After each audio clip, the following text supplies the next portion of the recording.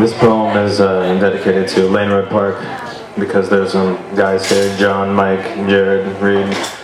I think about 10, 12, 13, 14 years ago, about 3 in the morning, we were at Lane Road Park drinking. And I don't know what we were doing there, but I think it was a school night. That's for the park. This poem is called Ordinary Justice. Try to bear with it. Nina and I watched a lot of that show, Californication, over the summer, and then again last month. And I catch myself sitting down to eat dinner or walking down the sidewalk or settling on the couch, and I think, I miss Hank. The main character in the show, a novelist from New York living in LA, he slips into the wrong beds, hungover a lot, trying to quit. Smoking, in love with his ex-wife, ready to give anything to his daughter. What I miss about him is his sense of humor, his easy sarcasm. In the past few weeks, I've tried to poke more fun at myself, to take it all less seriously. I think it's hard for me to do. Last week I started seeing someone at the Graduate Center, a therapist, and she said in the application form that I listed 8 different reasons for seeing someone, and I told her, yes, I listed climate change as the reason that I'm anxious, because all the material I've read the past 6 months has said that we need to make changes now, or else we lose our ability to influence the temperature. And yes, I listed politics because a friend of mine was at the Pittsburgh G20 summit protest, and one of the SWAT National Guard police officers ordered the crowd to disperse, and then another took his baton and began shoving it in her back, and he said to her, "You want me to fuck you, bitch?" And she was shaking and went to pick up her camera gear, and he shoved her again and told her to leave it. But she grabbed it and posted all the pictures online and got on Twitter while listening to a police scanner and told the other protesters what the police were doing. And then later it came out that another guy in some hotel in Pittsburgh named Elliot Madison was doing the same thing, and they arrested him for Twittering, even though the US State Department this past summer told Twitter to stop their planned website maintenance because shutting down the system would interrupt the post-election protests happening in Iran. And they issued a statement saying the use of social networking technology is entirely consistent with US policies and values, and so, well, go figure. They arrested Elliot Madison, and the FBI counterterrorism unit raided his apartment in Jackson Heights, Queens, a few weeks ago and confiscated his books on Marx and Lenin. And they dropped the initial charges, but there's still a grand jury investigation ongoing. And my friend thought that they'd come and arrest her, and Elliot Madison's lawyers are coming to Queens College next week to speak on a panel that's part of this protest project that I'm working on with a former student. And so yes, I told this therapist, I'm getting a little paranoid considering what's happening. We're in another McCarthy era, Homeland Security, whatever. You can elect a president that does or does not want healthcare, but you cannot elect a president that doesn't believe in capitalism. And so whatever else you believe to be powerful in America, you need to believe that corporations have human rights, which is the law. And Mussolini, the fascist leader of Italy during World War II, collaborated with Hitler. He said fascism was the merging of corporate and state power. And so we find ourselves in a weird fascist democracy. We find ourselves rounded up during the 2004 Republican National Convention, swept up into a crowd of 2,000 people and taken to Pier 57, where no one was charged for a day or two, in an abandoned warehouse condemned for toxic asbestos, and no one gave a shit. Not the re-elected Bloomberg. Where was habeas corpus? Well, where is it for enemy combatants? Where is it for immigrant detainees they found in Lower Manhattan last week who have been in the system for weeks and months without access to a lawyer? These are people just like us. Human beings are human beings, bodies in rooms, and Bloomberg is re-elected, and it's not even an issue. I remember when the power went out in Western Queens in July 2006 for 8 days, and it took him 5 days to hold a press conference. And the story of the Red Cross was at Steinway Street handing out bottled water from the backs of trucks to children, giving out hot meals to the elderly, some with IVs and ambulances. This is how we lived for 8 days, sleeping in couches. People just like us, Katrina. People just like us, Katrina. People just like us. They stop and frisk black and Hispanic men in the Bronx and Brooklyn in the name of broken windows theory. It says you can stop future crime if you can arrest people for smaller offenses. People just like us. And so yeah, I settled this to my therapist, who asked me how often I felt anxious and paranoid, haha, lol. And yes, obviously we're meeting again next week, but I think that makes me nervous, or what makes me nervous isn't how terrible the world is. The world is so beautiful, so fucking beautiful, shockingly goddamn beautiful. What makes me nervous is that I'm living this one life, it's all I've got, I'm gonna die and never come back, and I need to create some better life with this life, to take the energy in my body and shape other bodies with it, to take my privilege and extend it to other bodies, to make the zone of my safety wider, to cooperate more, to consume less. And I'm not really even very good at any of this. I'm not even very good at sharing love.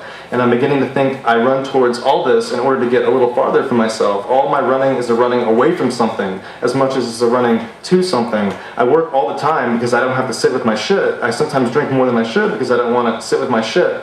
I'm addicted to the intensity of experience. I need from life a constant kind of jolt, a buzz that gets me into the future and pushes my body into the past, as if in the past everything is buried, flushed, But it isn't. The thoughts I flush are the ones that come back up. The stink of my shit is the one that's on me for good. And I keep on doing things all the time to constantly keep new experiences coming so that they immediately outpace my memories. And yet after all this, it's just memories on memories and bodies and all the nights of us walking through New York in the summer, of us walking through New York in the cold. I swear to God, I've been down St. Mark's to the Holiday Cocktail Lounge 100 times. All those faces you pass, the random eye contact, the colors that blur by, the flush of the sky, the conversations you overhear on the street corners from people talking into their phones, the trash blowing by, the taxis breaking to a halt, the hands going up, people coming out of doors, the people standing in the middle of the sidewalk, the jaywalkers, the lights in the windows, the rush, rush, rush. And in New York, you can begin over and over and over again. You can keep starting over for so long until then one day, who knows?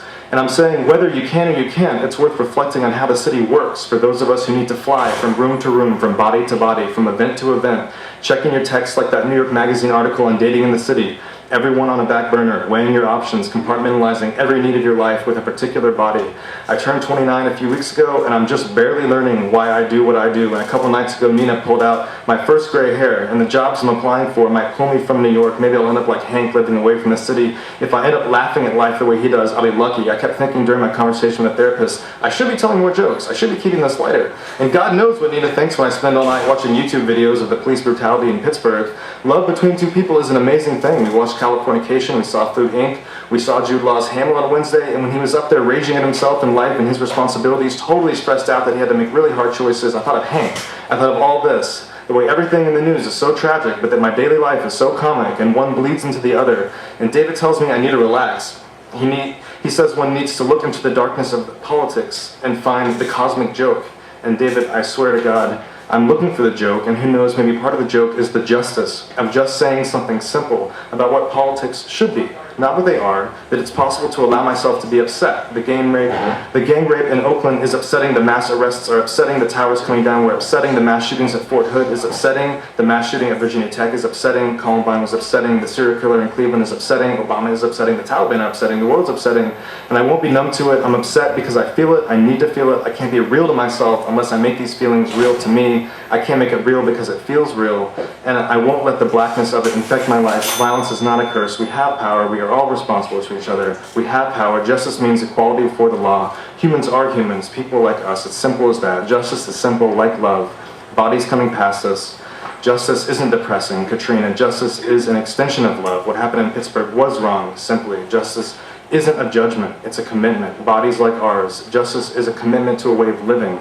I love your body like it's my body, like it's a watching of others that begins like watching of yourself. Tell me now, life's a holiday. It's watching of Hank that lets me watch myself. The world is real if you let yourself feel it. It's the therapist taking notes, watching me, watching her, New York. It's when I tell Nina that there are things in me I don't like. New York, I'm gonna miss you, and her saying, I love that part of you. I need your body next to mine. I miss you already. I need you because I love you. It's the knowing that life of justice is a life of alertness. Bodies are bodies, of not being numb, of risking your life to change your life. Katrina, Pittsburgh, New York, of changing, of loving change. We have the power of our bodies. It's being in the black and striving to laugh. I miss you too. I love you too. It's opening your body to the feelings of the world. For me, God is how I feel so many things living, growing inside and outside my body. It's the police attacking bodies in Brooklyn, and the feeling of that, and then hearing my body talk like this about it.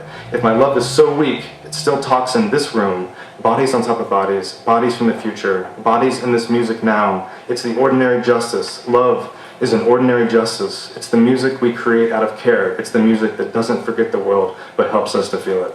Thank you.